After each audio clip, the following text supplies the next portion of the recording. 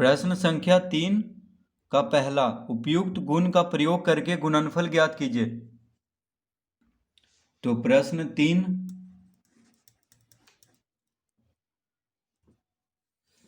739 गुना 104, 739 गुना 104। तो इसको हम लिख लेंगे 739 गुना 104 को लिख लेंगे 100 जोड़ 4। ठीक है, 104 को हम क्या लिख लेंगे 100 प्लस 4। तो 739 को पहले 100 से गुना करेंगे, फिर 4 से गुना करेंगे और फिर जोड़ देंगे, यानी 739 गुना 100। अब ये वाला जोड़ यहाँ पे आएगा 739 गुना 4। तो पहले गुना करते हैं तब जोड़। तो 739 को पहले 100 से गुना करेंगे, फिर जोड़ेंगे, फिर गुना करेंगे 739 गुना 4। तो 739 गुना 100 कितना होगा, बस 2 शून्य लगा देंगे। 739 गुना 1 739, फिर 2 शून्य दे देंगे, प्लस अब 4 से इसको गुना कर देते हैं। तो देखिए 9 चौक 36, 9 चौक 36, हाथ में रहा 3, 4 तिया 12, 12 3 15, हाथ में रहा 1, 7 चौक 28, 28 1 29।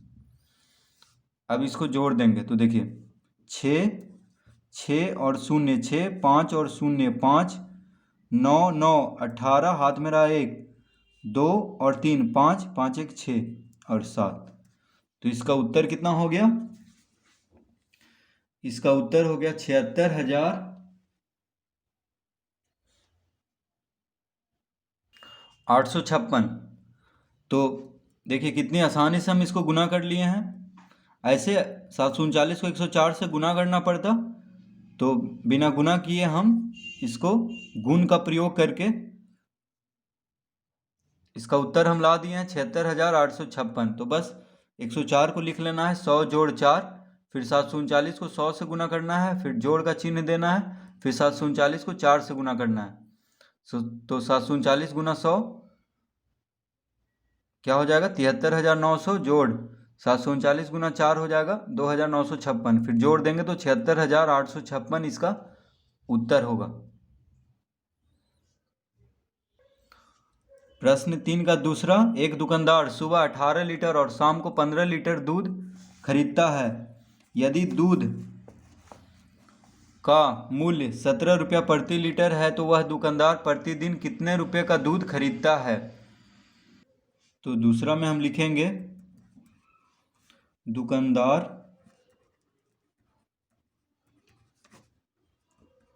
द्वारा खरीदा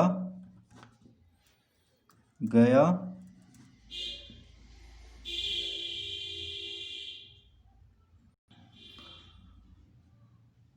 प्रतिदिन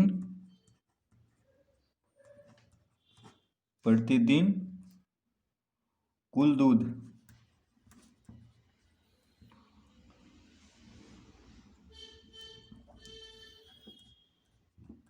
तो दुकानदार द्वारा खरीदा गया प्रतिदिन कुल दूध कितना हो गया, तो सुबह में 18 लीटर और शाम में खरीदता है 15 लीटर।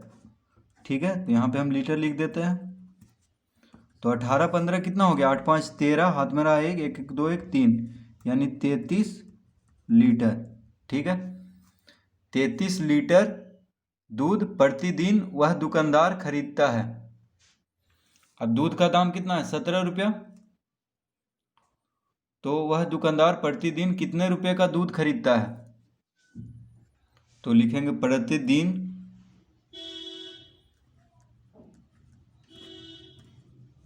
दूध में कुल खर्च। तो प्रतिदिन कितना का दूध खरीदता है, तो प्रतिदिन दूध में कुल खर्च कितना हो रहा है, देखिए कैसे रुपये लीटर है 17 रुपये प्रति लीटर, तो 1 लीटर का 17 रुपये, 1 लीटर का 17 रुपये, तो 33 लीटर का 33 गुना 17 रुपया। तो प्रतिदिन दूध में कितना खर्च हो रहा है 33 गुना 17 रुपया। अब देखिए इसको गुना कर देंगे तो 17 को पहले 3 से गुना करते हैं तो 17 तिया होता है 51, ठीक है, हाथ में रहा 5। फिर 17 को ये वाला 3 से गुना करेंगे तो 17 तिया 51 और 5 56, यानी 561 रुपया। तो दुकानदार जो है प्रतिदिन कितने रुपए का दूध खरीदता है? 561 रुपया का। तो इस तरह से हम इसको हल करेंगे।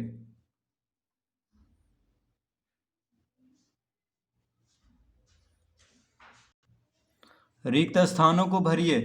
278 में कितना गुना करेंगे कि 278 आएगा? तो 1 गुना करेंगे, ठीक है। बी में 429 जोड़ शून्य क्या होगा? 429। 429 में शून्य जोड़ेंगे तो 429 ही आएगा। 678 में कितना घटाएंगे कि शून्य आ जाएगा? तो 678 को ही घटाएंगे, तो 678 माइनस 678 बराबर शून्य। 4693 गुना शून्य बराबर शून्य होगा। 49 गुना 6 बराबर, अब देखिए 49 गुना 6 बराबर 50 माइनस 1 गुना 6। क्यों यहाँ पे 6 होगा? क्योंकि 49 को हम 50 माइनस 1 भी लिख सकते हैं, तो बराबर है यहाँ पे। तो 49 को तो इस तरह लिख दिया, बस गुना 6 यहाँ पे लिखना है। तो इस तरह से हम इसको भर लेंगे, ठीक है।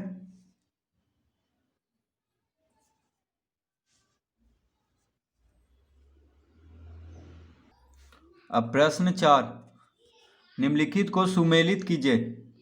तो देखिए यहाँ पे दिया हुआ इसको मिलाना है, ठीक है। तो 4 गुना 97 गुना 25, 4 गुना 25 गुना 97। तो यहाँ पे देखिए क्रम बस बदल दिया है, 97 को बाद में कर दिया, 25 को पहले, ठीक है, बराबर करके। 4 गुना 97 गुना 25 था, तो 4 गुना 25 गुना 97 कर दिया है। तो क्रम बस इधर उधर किया है, तो इसका होगा गुणन का क्रम विनिमय नियम, यानी गुणन का क्रम विनिमयता। तो देखिए इसको हम इसमें मिलाएंगे, ठीक है, गुणन का क्रम विनिमयता।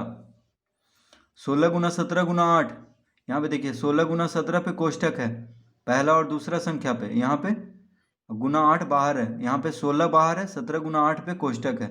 तो ये बात बराबर ही है दोनों, किसी को पे पहले गुना करें कोई फर्क नहीं पड़ रहा है। तो ये हो गया गुणन का साहचर्य नियम। देखिए गुणन का गुना है तो गुणन का साहचर्य नियम, ठीक है। तो पहला का हो गया, ए का हो गया गुणन का क्रम विनिमयता। तो ए में हम क्या लिखेंगे? गुणन का क्रम विनिमयता। बी में हम लिखेंगे गुणन का साहचर्य नियम, आप लोग कॉपी में लिख लीजिएगा। ए का गुणन का क्रम विनिमयता, बी का गुणन का साहचर्य नियम। सी 19 गुना 20 जोड़ 17, यानी 20 को 17 से गुना ये जोड़ना है, कोष्टक में है, और फिर 19 को गुना करना है। तो पहले जोड़ना है फिर गुना करना है, यानी 20 से भी 19 गुना हो रहा है और 17 से भी। तो देखिए इसको इस तरह भी लिख सकते हैं, 19 गुना 20 जोड़ है यहाँ पे, तो जोड़ यहाँ पे दे देंगे, तो 19 गुना 17। तो ये हो गया योग पर गुणन का वितरण। योग पर, तो इसमें देखिए ये आएगा योग पर गुणन का वितरण, यानी योग पर जो है यहाँ पे योग है और गुणन का वितरण कर दिया है, ठीक है। तो इसका उत्तर होगा सी में हम लिख लेंगे क्या? योग पर गुणन का वितरण, ठीक है। सी का उत्तर लिख लीजिएगा आप, सी लिख के योग पर गुणन का वितरण, क्योंकि ये सी में है। डी 64 जोड़ 98 बराबर 98 जोड़ 64। यहाँ पे भी देखिए क्रम बस बदल दिया है, पहला संख्या जोड़ दूसरा संख्या था तो दूसरा संख्या जोड़ पहला संख्या कर दिया है, उत्तर तो बराबर ही आएगा। तो ये हो गया योग की क्रम विनिमयता। देखिए यहाँ से ये जाएगा यहाँ, तो डी में हम क्या लिखेंगे? योग की क्रम विनिमयता। डी में आप लोग योग की क्रम विनिमयता लिख लीजिए। ई 78 जोड़ 62 जोड़ 15, तो यहाँ पे पहला और दूसरा संख्या पे कोष्टक है, यहाँ पे तीसरा संख्या देखिए बाहर है, यहाँ पे पहला संख्या बाहर है, दूसरा और तीसरा संख्या पे कोष्टक है। तो ये हो गया योग का साहचर्य नियम। तो ये जाएगा सीधा योग का साहचर्य नियम। तो ई में हम क्या लिखेंगे? योग का साहचर्य नियम, ठीक है। तो ए में हम लिख लेंगे गुणन का क्रम विनिमेयता, बी में हम लिख लेंगे गुणन का सहचर्य नियम, सी में हम लिख लेंगे योग पर गुणन का वितरण, डी में हम लिख लेंगे योग की क्रम विनिमेयता, देखिए डी योग की क्रम विनिमेयता, ई में हम लिख लेंगे योग का सहचर्य नियम। ठीक है। पांचवा, 15 और 18 के गुणनफल में कौन सी संख्या घटाई जाए कि शेष दी हुई संख्याओं के जोड़ के बराबर हो जाए। तो प्रश्न पांचवा, 15 और 18 के गुणनफल में, तो देखिए 15 को 18 से पहले हम गुना करेंगे, तो 15 और 18 के गुणनफल में कौन सी संख्या घटाई जाए कि शेष दी हुई संख्याओं के जोड़ के बराबर हो जाए। तो देखिए यानी 15 गुना 18 में कौन सी संख्या घटाया जाए, तो 15 और 18 को जोड़ करके घटाया जाए। ठीक है। तो 15 गुना 18 में 15 और 18 को जोड़ करके घटाएंगे तभी जो संख्या पूछ रहा है वह आ जाएगा। तो 15 गुना 18 क्या होता है, 15 × 120। ठीक है, हाथ में रहा 12, 15 गुने 1 15, 15 और 12 जोड़ेंगे तो कितना होगा, 15 10 25, 25 2 27, तो 270 माइनस 15 18 हो गया 33, तो 270 में से 33 गया तो 10 में से 3 गया 7, ये हो गया 6, 6 में से 3 गया 3, ये हो गया 2, यानी 237। तो 15 गुना 18 में 237 को घटाएंगे तो कितना आ जाएगा, 33 आ जाएगा, जो कि इसके इन दोनों संख्याओं के जोड़ के बराबर है। 15 जोड़ 18 बराबर 33 हुआ है। तो बस 15 और 18 के गुणनफल में 15 और 18 का योगफल को घटा देंगे। ठीक है, क्योंकि क्वेश्चन भी वही कह रहा है 15 और 18 के गुणनफल में कौन सी संख्या घटाई जाए कि शेष दी हुई संख्याओं के जोड़ के बराबर हो जाए। तो जो संख्या का जोड़ है उसी को घटाएंगे तभी जो संख्या आएगा उसको घटाने से जोड़ के बराबर उसका शेष निकलेगा। ठीक है।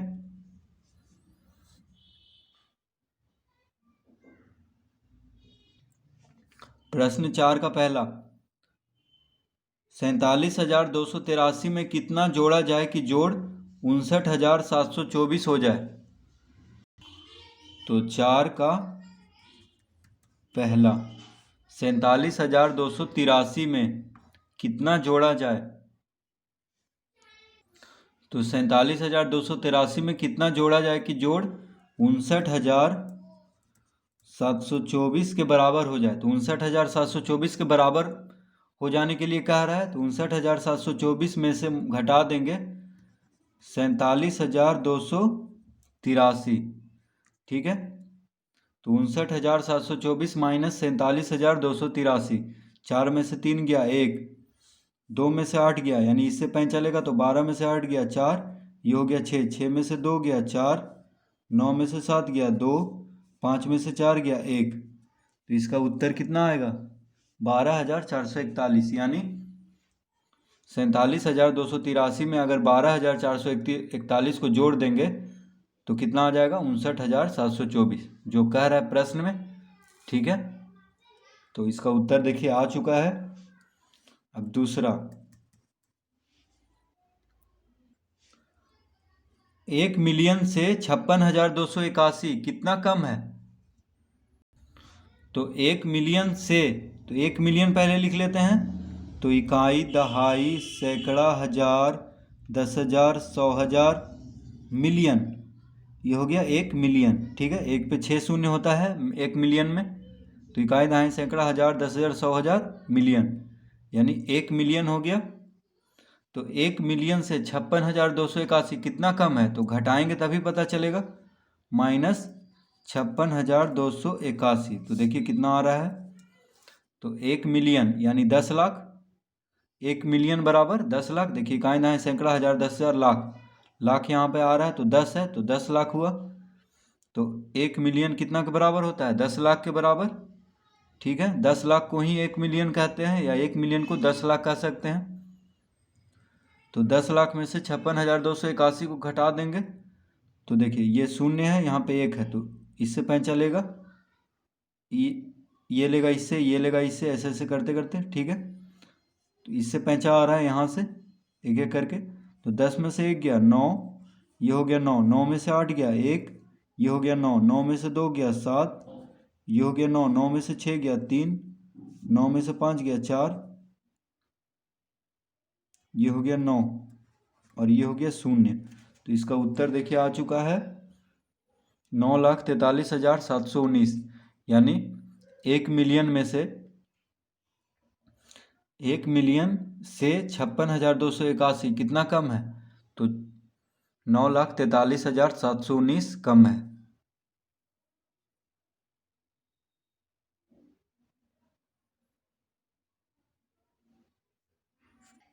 तीसरा, दो संख्याओं का अंतर 793 है और छोटी संख्या 172 है तो बड़ी संख्या निकालिए।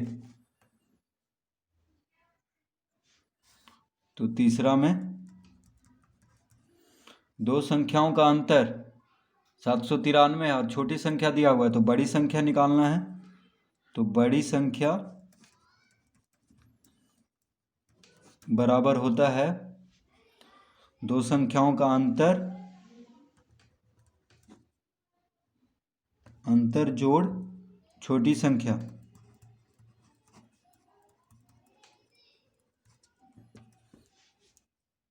तो अंतर कितना दिया हुआ है 793, छोटी संख्या 172, 3 2 5, 9 7 16, हाथ में रहा 1, 7 1 8 1 9, यानी इसका उत्तर कितना हो गया 965।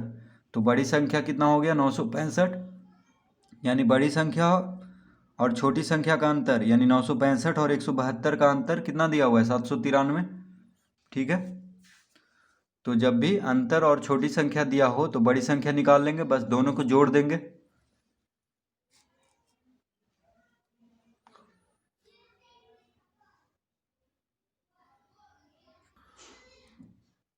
चार में दो संख्याओं का योगफल 2748 से 15 अधिक है। यदि दो संख्याओं में से एक संख्या 1319 है तो दूसरी संख्या बताइए। दो संख्याओं का योगफल, तो दो संख्याओं का योगफल दिया हुआ है और एक संख्या दिया हुआ है तो दूसरी संख्या निकालना है। तो देखिए दूसरी संख्या बराबर हो जाएगा दो संख्याओं का योगफल। देखिए योगफल, तो योगफल मतलब दो संख्याओं का योगफल है, ठीक है। योगफल माइनस एक संख्या, ठीक है। तो दूसरी संख्या और एक संख्या का ये योगफल है। तो दो संख्याओं का योगफल कितना दिया हुआ है 2748 से 15 अधिक है तो 15 को जोड़ देंगे। अब घटाएंगे एक संख्या, तो एक संख्या कितना दिया हुआ है 1319, तो इसको जोड़ेंगे पहले तब दोनों संख्याओं का योगफल निकलेगा। 8 5 13, हाथ में रहा 1, 4 1 5 1 6 7 2, तो 2763 माइनस 1319, ठीक है। 2763 माइनस 1319, अब घटाएंगे तो ये आ गया दो संख्याओं का योगफल। ये एक संख्या दिया हुआ था, कह रहा है दो संख्याओं का योगफल 2748 से 15 अधिक है तो 15 जोड़ देंगे तो दोनों संख्याओं का योगफल आ गया। एक संख्या दिया हुआ था तो एक संख्या को घटा देंगे इसमें से, दो संख्याओं का योगफल में से, तभी दूसरी संख्या निकलेगा। तो 3 यानी 13 में से 9 गया 4, ये हो गया 5, 5 में से 1 गया 4, 7 में से 3 गया 4, 2 में से 1 गया 1, तो इसका उत्तर कितना होगा 1444। तो दूसरी संख्या बराबर आ गया 1444, ठीक है।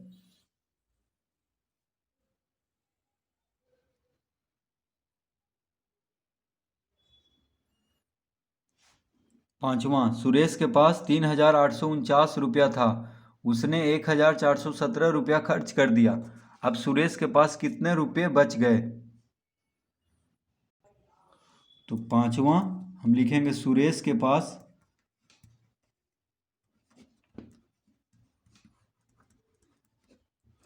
बचे हुए रुपए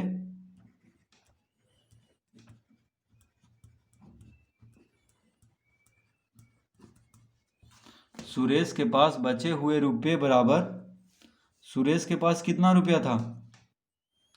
3,849 रुपया। ठीक है, उसने 1,417 रुपया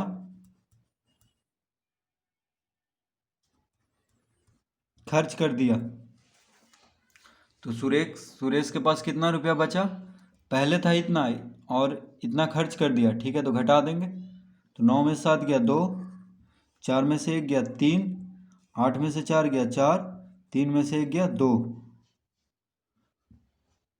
2,432 रुपया। यानी सुरेश के पास कितना रुपया बचा है? 2,432।